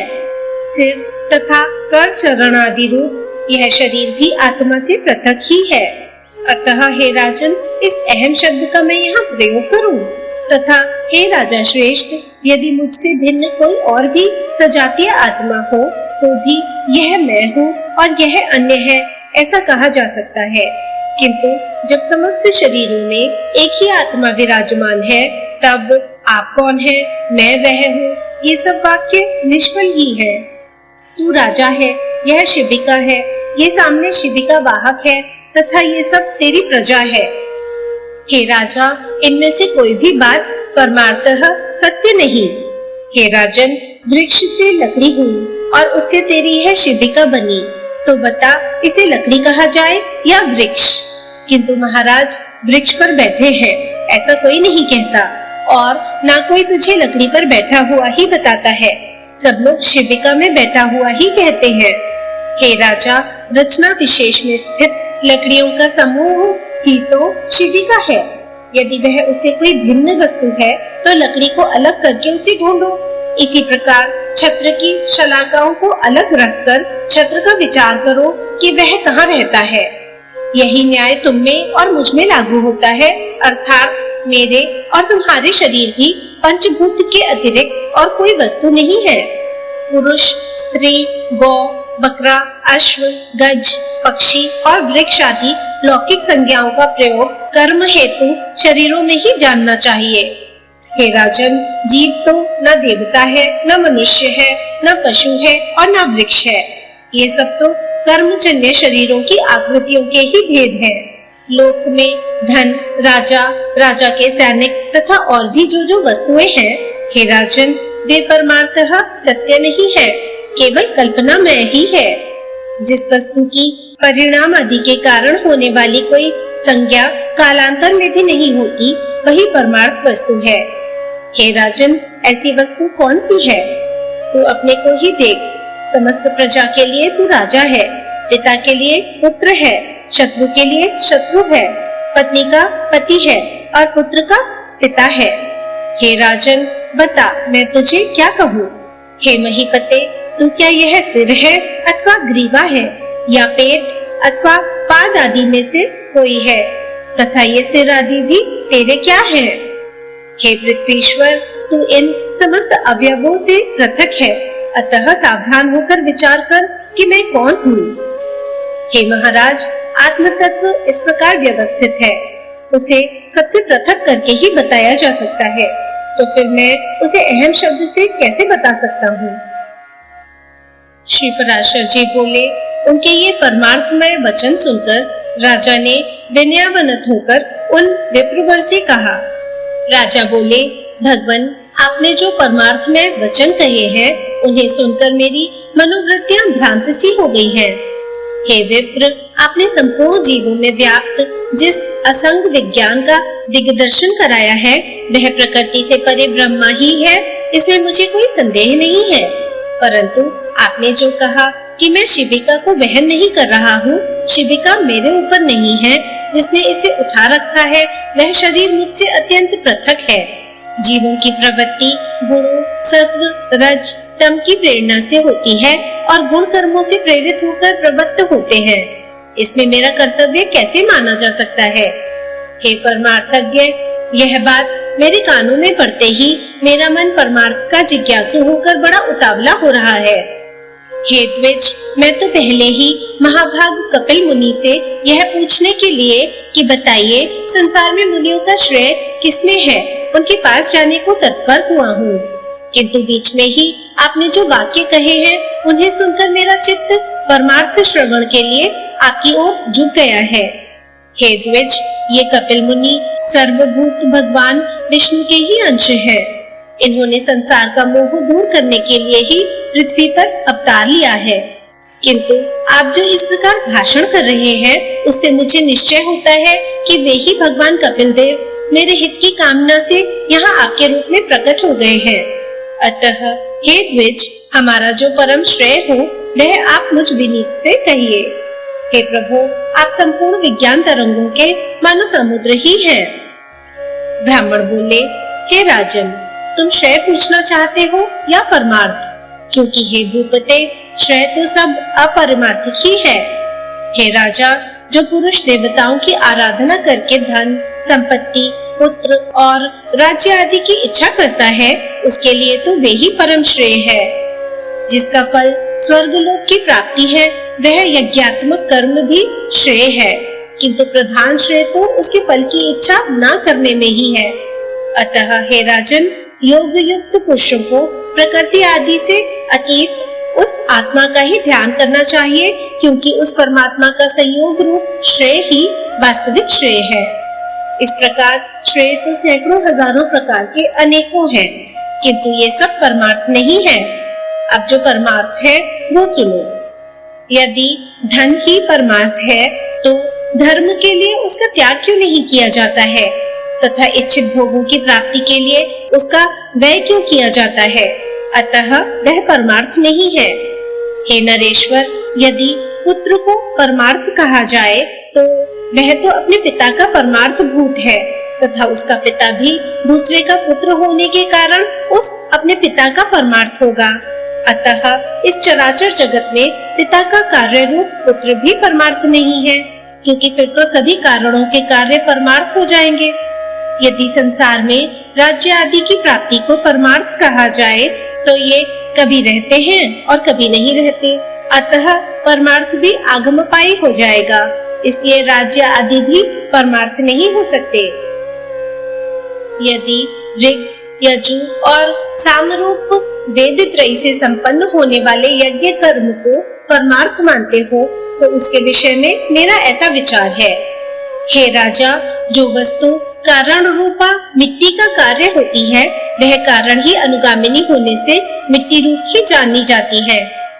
अतः जो क्रिया समिधा, घी और कुशा आदि नाशवान द्रव्यों से संपन्न होती है वह भी नाशवान ही होगी, किंतु परमार्थ को तो प्राज्ञ पुरुष अविनाशी बताते हैं और नाशवान द्रव्यों से उत्पन्न होने के कारण कर्म अथवा उनसे उत्पन्न होने वाले स्वर्ग आदि नाशवान ही है, इसमें संदेह नहीं है। यदि फल की आशा से रहित निष्काम कर्म को परमार्थ मानते हो तो वह तो मुक्ति रूप फल का साधन होने से साधन ही है, परमार्थ नहीं। यदि देह आदि से आत्मा के पृथक होने का विचार कर उसके ध्यान करने को परमार्थ कहा जाए तो वह तो अनात्मा से आत्मा का भेद कराने वाला है, और परमार्थ में भेद तो है नहीं, अतः वह भी परमार्थ नहीं हो सकता। यदि परमात्मा और जीवात्मा के संयोग को परमार्थ कहे तो ऐसा कहना सर्वथा मिथ्या है, क्योंकि अन्य द्रव्य से अन्य द्रव्य की एकता कभी नहीं हो सकती। अतः हे राजन, निसंदेह ये सब श्रेय ही है, परमार्थ नहीं। अब जो परमार्थ है वह मैं संक्षेप से सुनाता हूँ, श्रवण करो। आत्मा एक व्यापक, सम, शुद्ध, निर्गुण और प्रकृति से परे है। वह जन्म, वृद्धि आदि से रहित, सर्वव्यापी और अव्यय है। हे राजन, वह परम ज्ञानमय है। असत नाम और जाति आदि से उस सर्वव्यापक का संयोग न कभी हुआ, ना है और ना होगा। वह अपने और अन्य प्राणियों के शरीर में विद्यमान रहते हुए भी एक ही है। इस प्रकार का जो विशेष ज्ञान है वही परमार्थ है। द्वैत भावना वाले पुरुष तो अपरमार्थदर्शी है। जिस प्रकार अभिन्न भाव से व्याप्त एक ही वायु के बांसुरी के छिद्रों के भेद से क्षणज आदि भेद होते हैं, उसी प्रकार शरीर आदि उपाधियों के कारण एक ही परमात्मा के देवता, मनुष्य आदि अनेक भेद प्रतीत होते हैं। एक रूप आत्मा के जो नाना भेद हैं, वे बाहरी देह आदि की कर्म प्रवृत्ति के कारण ही हुए हैं। देव आदि शरीरों के भेद का निराकरण हो जाने पर वह नहीं रहता, उसकी स्थिति तो अविद्या के आवरण तक ही है। श्री पराशर जी बोले, हे मैत्रेय, ऐसा कहने पर राजा को मौन होकर मन ही मन सोच विचार करते देख वे विप्रवर यह अद्वैत संबंधी कथा सुनाने लगे। ब्राह्मण बोले, हे राजा, पूर्व काल में महर्षि ऋभु ने महात्मा निदाघ को उपदेश करते हुए जो कुछ कहा था वह सुनो। हे भूपते, परमेष्ठी श्री ब्रह्मा जी का ऋभु नामक एक पुत्र था। वह स्वभाव से ही परमार्थ तत्व को जानने वाला था। पूर्व काल में महर्षि पुलस्त्य का पुत्र निदाघ उन ऋभु का शिष्य था। उसे उन्होंने अति प्रसन्न होकर संपूर्ण तत्व ज्ञान का उपदेश दिया था। हे नरेश्वर, ऋभु ने देखा कि संपूर्ण शास्त्रों का ज्ञान होते हुए भी निदाघ की अद्वैत में निष्ठा नहीं है। उस समय देविका नदी के तट पर पुलस्त्य जी का बसाया हुआ वीरनगर नामक एक अति रमणीक और स्मृति संपन्न नगर था। हे पार्थिवोत्तम, रमणीय उपवनों से सुशोभित उस पुर में पूर्व काल में ऋभु का शिष्य योग वेत्ता निदाघ रहता था। महर्षि ऋभु अपने शिष्य निदाघ को देखने के लिए 1 सहस्त्र दिव्य वर्ष बीतने पर उस नगर में गए। जिस समय निदाघ बलि वैश्वदेव के अनंतर अपने द्वार पर अतिथियों की प्रतीक्षा कर रहा था, वे उसके दृष्टिगोचर हुए और वह उन्हें द्वार पर पहुंचकर अर्घ देकर अपने घर में ले आया। उस द्विज श्रेष्ठ ने उनके पैर हाथ धुलवाए और फिर आसन पर बिठाकर आदर पूर्वक कहा, भोजन कीजिए। ऋभु बोले, हे विप्रवर, आपके यहाँ क्या क्या अन्न भोजन करना होगा यह बताइए, क्योंकि कुत्सित अन्न में मेरी रुचि नहीं है। निदाघ ने कहा, हे द्विज श्रेष्ठ, मेरे घर में सत्तू, जौ की लपसी, कंदमूल, फल आदि तथा पोए बने हैं। इसमें से आपकी रुचि का जो हो उसका भोजन कीजिए। ऋभु बोले, हे द्विज, ये तो सभी कुत्सित अन्न है। मुझे तो तुम हलवा, खीर तथा मट्ठा और खांड से बने स्वादिष्ट भोजन कराओ। तब निदाघ ने अपनी स्त्री से कहा, हे ग्रह देवी, हमारे घर में जो अच्छी से अच्छी वस्तु हो उसी से इनके लिए अति स्वादिष्ट भोजन बनाओ। ब्राह्मण ने कहा। उसके ऐसा कहने पर उसकी पत्नी ने अपने पति की आज्ञा से उन विप्रवर के लिए अति स्वादिष्ट अन्न तैयार किया। हे राजन, ऋभु की इच्छा के अनुसार भोजन कर चुकने पर निदाघ ने अति विनीत होकर उन महामुनि से कहा। निदाघ बोले, हे द्विज, कहिए, भोजन करके आपका चित्त स्वस्थ हुआ ना? आप पुण्यता तृप्त और संतुष्ट हो गए ना? हे विप्रवर, कहिए, आप कहाँ रहने वाले हैं? कहाँ जाने की तैयारी में हैं और कहाँ से पधारे हैं? ऋभु बोले, हे ब्राह्मण, जिसको शुदा लगती है उसी की तृप्ति भी हुआ करती है। मुझको तो कभी शुदा ही नहीं लगी, फिर तृप्ति के विषय में तुम क्या पूछते हो? जठराग्नि के द्वारा पार्थिव धातुओं के क्षीण हो जाने से मनुष्य को शुदा की प्रतीति होती है और जल के क्षीण होने से प्यास का अनुभव होता है। हे द्विज, ये शुदा और प्यास तो देह के ही धर्म है, मेरे नहीं। अतः कभी शुद्धित ना होने के कारण मैं तो सर्वदा तृप्त ही हूँ। स्वस्थता और तुष्टि भी मन में ही होते हैं, अतः ये मन के ही धर्म है, आत्मा से इनका कोई संबंध नहीं है। इसलिए हे द्विज, ये जिसके धर्म है उसी से इनके विषय में पूछो। और तुमने जो पूछा कि आप कहाँ रहने वाले हैं, कहाँ जा रहे हैं तथा कहाँ से आए हैं, सो इन तीनों के विषय में सुनो। आत्मा सर्वगत है, क्योंकि यह आकाश के समान व्यापक है। अतः कहाँ से आए हो, कहाँ रहते हो और कहाँ जाओगे, यह कथन भी कैसे सार्थक हो सकता है? मैं तो ना कहीं जाता हूँ, ना आता हूँ और ना किसी एक स्थान पर रहता हूँ। तू, मैं और अन्य पुरुष भी देह आदि के कारण जैसे पृथक पृथक दिखाई देते हैं, वास्तव में वैसे नहीं है। वस्तुतः तू नहीं है, अन्य अन्य नहीं है और मैं नहीं हूँ। वास्तव में मधुर मधुर है भी नहीं। देखो, मैंने तुमसे जो मधुर अन्न की याचना की थी, उससे भी मैं यही देखना चाहता था कि तुम क्या कहते हो। हे द्विज श्रेष्ठ, भोजन करने वाले के लिए स्वादु और अस्वादु भी क्या है, क्योंकि स्वादिष्ट पदार्थ ही जब समयांतर से अस्वादिष्ट हो जाता है तो वही उद्वेगजनक होने लगता है। इसी प्रकार कभी अरुचिकर पदार्थ रुचिकर हो जाते हैं और रुचिकर पदार्थों से मनुष्य को उद्वेग हो जाता है। ऐसा अन्न भला कौन सा है जो आदि, मध्य और अंत तीनों कालों में रुचिकर ही हो। जिस प्रकार मिट्टी का घर मिट्टी से लीपने पोतने से दृढ़ होता है, उसी प्रकार यह पार्थिव देह पार्थिव अन्न के परमाणुओं से पुष्ट हो जाता है। जौ, गेहूं, मूंग, घी, तेल, दूध, दही, गुड़ और फल आदि सभी पदार्थ पार्थिव परमाणु ही तो हैं। इनमें से किसको स्वादिष्ट कहे और किसको अस्वादिष्ट। अतः ऐसा जानकर तुम्हें इस स्वादिष्ट अस्वादिष्ट का विचार करने वाले चित्त को समदर्शी बनाना चाहिए, क्योंकि मोक्ष का एकमात्र उपाय समता ही है। ब्राह्मण बोले, हे राजन, उनके ऐसे परमार्थमय वचन सुनकर महाभाग निदाघ ने उन्हें प्रणाम करके कहा, प्रभु आप प्रसन्न होइए। कृपया बताइए, मेरे कल्याण की कामना से आए हुए आप कौन हैं? हे द्विज, आपके इन वचनों को सुनकर मेरा संपूर्ण मोह नष्ट हो गया है। ऋभु बोले, हे द्विज, मैं तेरा गुरु ऋभु हूँ। तुझको सद्बुद्धि प्रदान करने के लिए मैं यहाँ आया था। अब मैं जाता हूँ।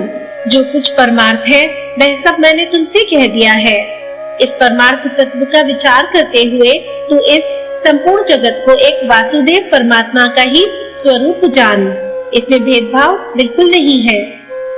ब्राह्मण बोले, तदनंतर निदाघ ने बहुत अच्छा ऐसा कहकर उन्हें प्रणाम किया और फिर उससे परम भक्ति पूर्वक पूजित होकर ऋभु स्वेच्छानुसार वहां से चले गए। ब्राह्मण बोले, हे नरेश्वर, तदनंतर सहस्त्र वर्ष व्यतीत होने पर महर्षि ऋभु निदाघ को ज्ञान उपदेश करने के लिए फिर उसी नगर को गए। वहां पहुंचने पर उन्होंने देखा कि वहां का राजा बहुत सी सेना आदि के साथ बड़ी धूमधाम से नगर में प्रवेश कर रहा है और वन में कुशा तथा समिधा लेकर आया हुआ महाभाग निदाघ जन समूह से हटकर भूखा प्यासा दूर खड़ा है। निदाघ को देखकर ऋभु उनके निकट गए और उनका अभिवादन करके बोले, हे द्विज, यहाँ एकांत में आप कैसे खड़े हैं? निदाघ बोले, हे विप्रवर, आज इस अति रमणीक नगर में राजा जाना चाहता है, सो मार्ग में बड़ी भीड़ हो रही है, इसलिए मैं यहाँ खड़ा हूँ। ऋभु बोले, हे द्विज श्रेष्ठ, मालूम होता है आप यहाँ की सब बातें जानते हैं। अतः कहिए, इनमें राजा कौन है और अन्य पुरुष कौन है? निदाघ बोले, ये जो पर्वत के समान ऊंचे मस्त गजराज पर चढ़ा हुआ है वही राजा है तथा दूसरे लोग परिजन हैं। ऋभु बोले, आपने राजा और गज दोनों एक साथ ही दिखाए, किंतु इन दोनों के पृथक पृथक विशेष चिन्ह अथवा लक्षण नहीं बताए। अतः हे महाभाग, इन दोनों में क्या क्या विशेषताएं हैं यह बताइए। मैं यह जानना चाहता हूँ कि इनमें से राजा कौन है और गज कौन? निदाघ बोले, इनमें जो नीचे है वह गज है और उसके ऊपर राजा है। हे द्विज, इन दोनों का वाह्य और वाहक संबंध है, इस बात को कौन नहीं जानता? ऋभु बोले, ठीक है, किंतु हे ब्राह्मण, मुझे इस प्रकार समझाइए जिससे मैं यह जान सकूं कि नीचे इस शब्द का वाच्य क्या है और ऊपर किसे कहते हैं। ब्राह्मण ने कहा। ऋभु के ऐसा कहने पर निदाघ ने अकस्मात उनके ऊपर चढ़कर कहा, सुनिए, आपने जो पूछा है वही बताता हूँ। इस समय राजा की भांति मैं तो ऊपर हूँ और गज की भांति आप नीचे हैं। हे ब्राह्मण, आपको समझाने के लिए ही मैंने यह दृष्टांत दिखलाया है। ऋभु बोले, हे द्विज श्रेष्ठ, यदि आप राजा के समान हैं और मैं गज के समान हूँ, तो यह बताइए कि आप कौन हैं और मैं कौन हूँ। ब्राह्मण ने कहा। ऋभु के ऐसा कहने पर निदाघ ने तुरंत ही उनके चरण पकड़ लिए और कहा, निश्चय ही आप आचार्य चरण महर्षि ऋभु हैं। हमारे आचार्य जी के समान अद्वैत संस्कार युक्त चित्त और किसी का नहीं है। अतः मेरा विचार है कि आप हमारे गुरु जी ही आकर उपस्थित हुए हैं। ऋभु बोले, हे निदाघ, पहले तुमने सेवा करके मेरा बहुत आदर किया था, अतः तुम्हारे स्नेहवश मैं ऋभु नामक तुम्हारा गुरु ही तुमको उपदेश देने के लिए आया हूँ। हे महामते, समस्त पदार्थों में अद्वैत आत्म बुद्धि रखना, यही परमार्थ का सार है जो मैंने तुम्हें संक्षेप में उपदेश कर दिया। ब्राह्मण बोले, निदाघ से ऐसा कहे परम विद्वान गुरुवर भगवान ऋभु चले गए और उनके उपदेश से निदाघ भी अद्वैत चिंतन में तत्पर हो गया और समस्त प्राणियों को अपने से अभिन्न देखने लगा। हे धर्मज्ञ, हे पृथ्वीपते, जिस प्रकार उस ब्रह्म परायण ब्राह्मण ने परम मोक्ष पद प्राप्त किया, उसी प्रकार तू भी आत्मा, शत्रु और मित्र आदि में समान भाव रखकर अपने को स्वर्गगत जानता हुआ मुक्ति लाभ कर। जिस प्रकार एक ही आकाश श्वेत नील आदि भेदों वाला दिखाई देता है, उसी प्रकार भ्रांत दृष्टियों को एक ही आत्मा पृथक पृथक दिखता है। इस संसार में जो कुछ है वह सब एक आत्मा ही है और वह अविनाशी है, उससे अतिरिक्त और कुछ भी नहीं। मैं, तू और ये सब आत्म स्वरूप ही है, अतः भेद ज्ञान रूप मोह को छोड़ दे। श्री पराशर जी बोले, उनके ऐसा कहने पर सौवीर राज ने परमार्थ दृष्टि का आश्रय लेकर भेद बुद्धि को छोड़ दिया और वे ब्राह्मण श्रेष्ठ भी बोध युक्त होने से उसी जन्म में मुक्त हो गए। इस प्रकार महाराज भरत के इतिहास के इस सारभूत वृतांत को जो पुरुष भक्ति पूर्वक कहता या सुनता है, उसकी बुद्धि निर्मल हो जाती है, उसे कभी आत्म विस्मृति नहीं होती और वह जन्म जन्मांतर में मुक्ति की योग्यता प्राप्त कर लेता है। ओम नमो भगवते वासुदेवाय नमः। ओम श्रीमन्नारायणाय नमः। श्री विष्णु पुराण दूसरा अंश समाप्त।